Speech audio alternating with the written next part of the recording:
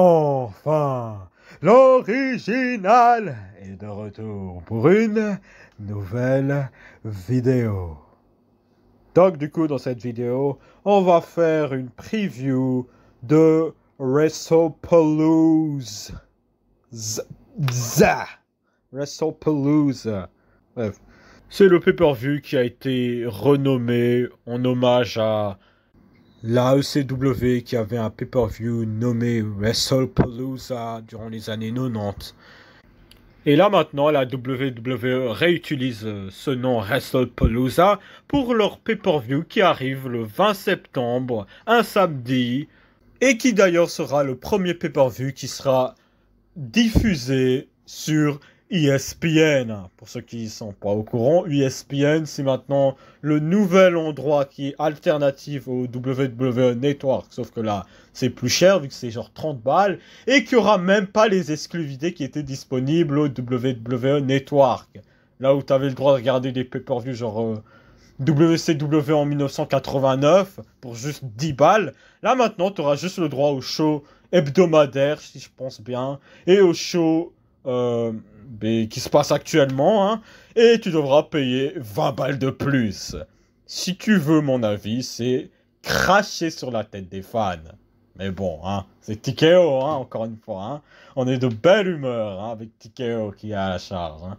On aura un très beau Royal Rumble en 2026, et on aura un excellent WrestleMania 43. Hein. C'est pas beau la WWE. Je pense que je l'ai jamais arrêté de le dire, hein, franchement. Mais bref, évitons les longues discussions et passons à la preview de WrestlePalooza 2025. Et du coup, ce que je vais faire, c'est que je vais directement aller sur Wikipédia. Hein, et en allant sur Wikipédia aussi, ce qui me fait rire, en fait, c'est... Genre, je regarde les matchs et je regarde les explications qu'ils essayent de donner à ces matchs pour, genre, essayer de hyper les gens à être intéressés par ces matchs. Mais genre... C'est juste ridicule, quoi, franchement. Genre, je vais te lire, littéralement. Du coup, pour la rivalité de Io Sky et Stephanie Vaquer, si on peut même appeler ça une rivalité, si on peut même considérer qu'il y a une histoire. Le 13 juillet, à Evolution, Stephanie Vaquer remporte la Women's Battle Royale et devient aspirante numéro 1 à la ceinture mondiale féminine à Clash in Paris. Le 3 août, à SummerSlam, Naomi, la championne du monde, conserve son titre en battant Io Sky et Rhea Ripley dans un triple straight match. Le 18 août, à Raw, elle est contrainte à abandonner la ceinture car annonce être officiellement enceinte de son premier enfant, ce qui annule le match entre les deux catcheuses pour la ceinture au PLE à Paris. Le 1er septembre à Raw, Adam Pearce, le général manager du show rouge, annonce officiellement que la catcheuse chilienne affrontera Io Sky, la précédente détentrice, pour le titre vacant au PLE. Donc il n'y a littéralement aucune histoire entre Io Sky et Stephanie Vaquer. Ce que je viens de te dire n'a aucun rapport avec Stephanie Vaquer et Io Sky qui s'affrontent au pay-per-view. C'est littéralement juste une phrase à la fin de ce que je viens de dire, à la fin du texte, qui dit Adam Pearce décide que Io Sky et Stephanie Vaquer vont s'affronter à WrestlePalooza. Voilà. Voilà, c'est à peu près ça. Hein. Donc, tu vois à peu près mon train d'embarquement pour le match entre Io Sky et Stephanie Vaquer. Hein. Bon, j'imagine qu'on aura une nouvelle championne couronnée. C'est à peu près ça le seul excitement que j'ai hein, par rapport à ce match. Hein.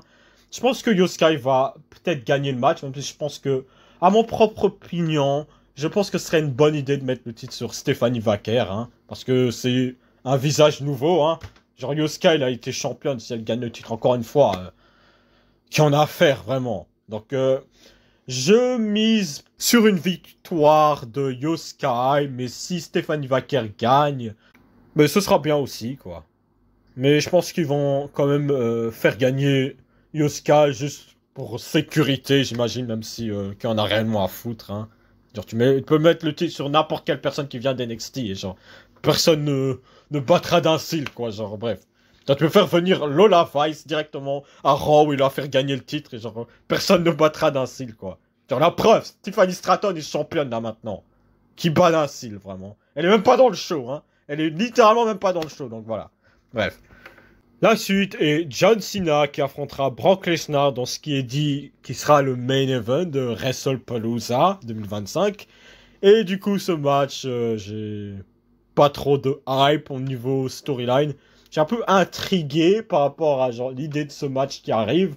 Parce que genre c'est quand même John Cena et Brock Lesnar. Mais voilà, hein, la storyline, c'est littéralement juste Brock Lesnar qui attaque John Cena pour aucune raison. Hein. Et je suis même pas genre le genre de fan qui commence à dire ah, Brock Lesnar, il a rien à faire à la WWE. En vrai, voilà, je suis pas trop dans ce qui se passe en dehors de la structure catchesque et qui commence à regarder genre dans quel genre de truc semble Brock Lesnar est impliqué. Donc bon, mais même là, genre le build-up il est extrêmement flemmard en fait.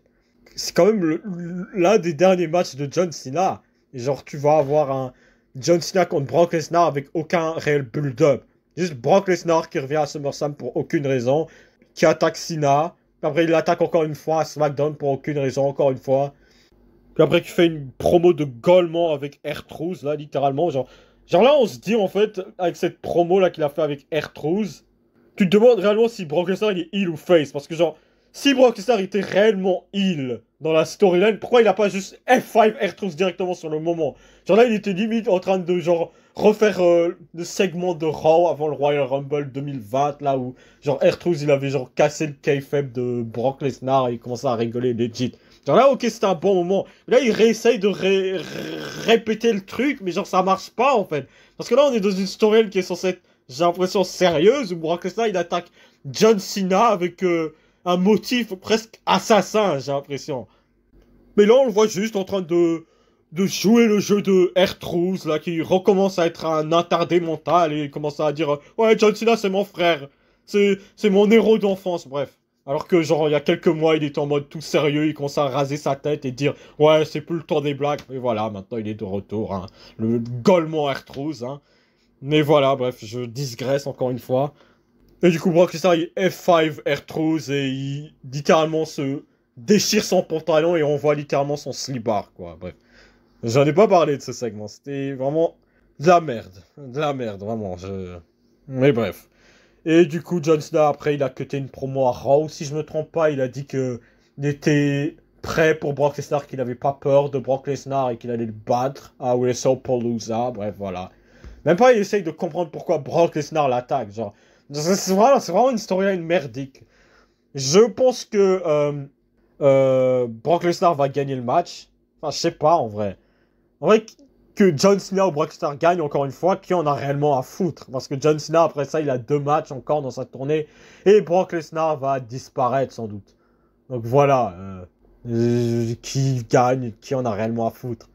Mais je pense que Brock Lesnar pourrait gagner le match. Juste parce que c'est Brock Lesnar, quoi, donc. Voilà. Et après, le match qui suit, c'est The Uso, donc Jimmy Uso et Jey Uso, qui vont affronter The Vision, qui est du coup avec Big Bronson Reed et Bron Breakker, quoi. Donc on est là de Seth Rollins qui affronte les Uso qui se reforment. Et du coup, hein. Oh mon dieu, les Uso se reforment, qui en a à foutre. Moi, j'en ai rien à foutre, hein, franchement.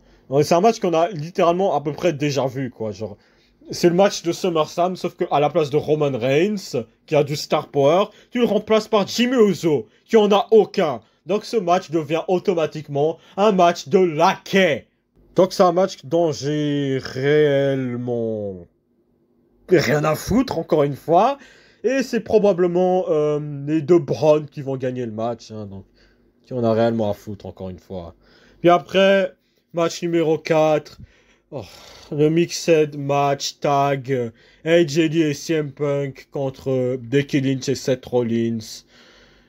J'avais déjà dit que ce match, s'il arrivait, j'en avais rien à foutre. Il arrive et encore une fois, j'en ai rien à foutre. Et là, pour être honnête, j'en ai même l'envie de taper un méga bronze quand ce match arrivera directement dans mon écran. Parce que, mon Dieu, la manière dont ils sont en train de hyper AJ Lee, comme si c'était la meilleure catcheuse de tous les temps, comme si c'était réellement quelqu'un dont les gens avaient à foutre quand elle catchait en 2014. Genre, il n'y a aucun moment mémorable d'AJ Lee.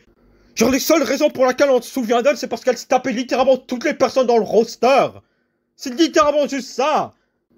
Bref, je vais pas encore une fois rentrer dans le sujet, j'ai déjà fait une vidéo sur AJ Lee pour dire à quel point personne ne devrait en avoir à foutre parce qu'elle est surcotée et parce que les gens prétendent que c'est genre Stone Cold qui revient de retraite pour catcher encore un nouveau match. Bref, pour ça, faudra attendre WrestleMania 43, je vais vous dire, ce sera le meilleur WrestleMania de tous les temps, bref. Et puis t'as CM Punk dont j'ai encore une fois fait une vidéo de 15 minutes pour dire à quel point je déteste ce catcheur. Et puis t'as Seth Rollins qui est littéralement le type qui donne le pantalon à sa femme, Becky Lynch, dans la relation qu'ils ont entre eux deux. Parce que Becky Lynch, c'est littéralement la seule qui a rendu à peu près cette storyline intéressante, en fait.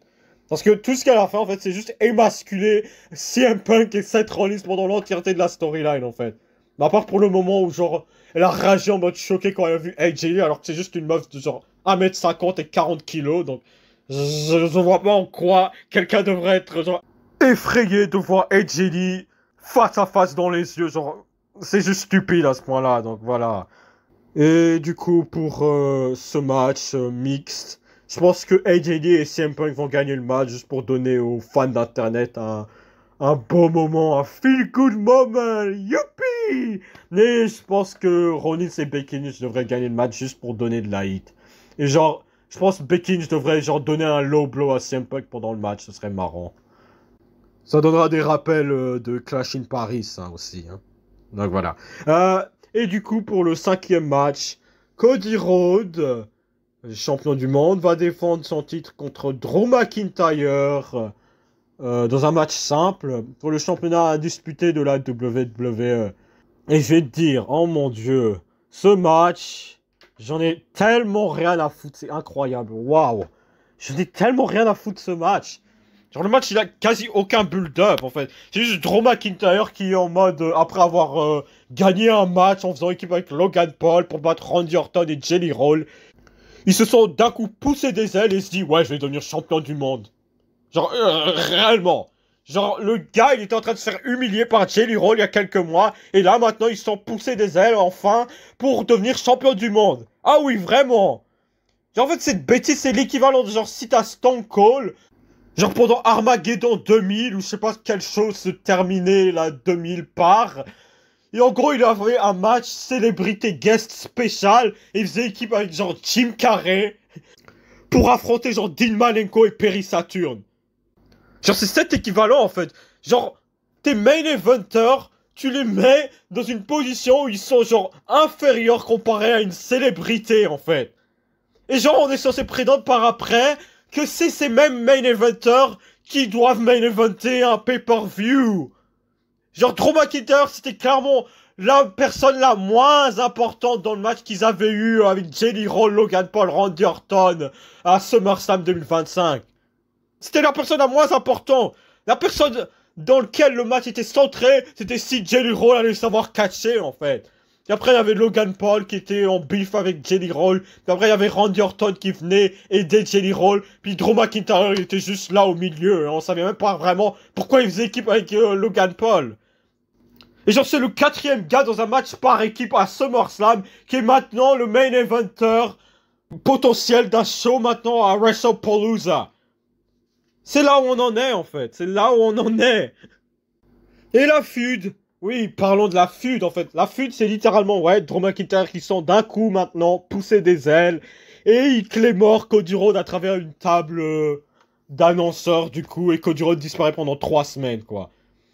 Et c'est pendant 3 semaines que rien réellement se développe. Et du coup, Drew McIntyre, il va, genre... après le show de SmackDown, se faire attaquer par Cody Rhodes qui revient et on est en mode oh mon dieu, c'est incroyable, le main event de WrestlePalooza, c'est incroyable. Ouais mais non en fait, moi je trouve ça que c'est flemmard, que le booking il est stupide et que Drew McIntyre il est même pas crédible en fait. On sait tous que Drew McIntyre ne va pas battre Cody Rhodes. Drew McIntyre il y a quelques mois il était littéralement utilisé pour mettre en avant Jelly Roll. Genre à un moment c'est juste ridicule en fait de penser que genre Drew McIntyre, il a la moindre chance à gagner le championnat du monde. Et si ça arrive, fantastique, et puis quoi? Il y aura quoi qui va suivre? Il va fuir avec Jacob Fatu, c'est ça? Est-ce que la moindre personne a envie de voir ça? Drew McIntyre contre Jacob Fatu, alors que Drew McIntyre fait une tête de plus que Jacob Fatu, il pourrait le détruire en 2 secondes, et on essaie de prétendre que Drew McIntyre sera genre intimidé par Jacob Fatu. Ouh. Bref. Cody Rhodes gagne, pour moi c'est évident. Et puis quoi, qu'est-ce que tu veux que je dise? Cody Rhodes va gagner le match et ce qui va suivre, qu'il y en a réellement à foutre. Triple H est sans doute en train de se dire. Allô, Jericho? Oui, c'est ton vieux pote Paul à l'appareil. C'était pour savoir si ton contrat à AEW se terminait bien d'ici avant 2026. Hein. Donc tu vois à peu près la hype que j'ai pour WrestlePalooza. Il y a littéralement 5 matchs. Tous ces matchs n'ont quasiment pas la moindre rivalité intéressante, voire même quasiment aucune rivalité. Genre là, je demande des rivalités, je demande même pas des storylines, je demande des rivalités. Yo Sky contre Stéphane Vaca, il n'y a aucune rivalité. John Cena, Brock Lesnar, il n'y a littéralement aucune storyline, hein, parce que Brock Lesnar, jusqu'à maintenant, on sait toujours pas pourquoi il attaque John Cena, donc pourquoi il les affronte. Bref. Et voilà, à peu près, hein, Cody Rhodes, Drew McIntyre, genre la storyline, si on peut appeler ça une storyline, c'est que Drew McIntyre veut redevenir le visage de la compagnie ou je sais pas quoi, bref. C'est encore une crise de folie de Drew McIntyre, si tu veux mon avis. Et du coup, c'est à peu près tout ce que j'avais à dire hein, pour WrestlePalooza. Je vais bien sûr regarder le show hein, pour l'honneur des fans qui regardent ma chaîne, hein, bien sûr. Et parce que ZOG doit faire une review de ce show. Hein. Et du coup, ZOG vous dit de vous abonner, de commenter, de partager, de liker. Et ZOG vous dit à plus tard. Bref.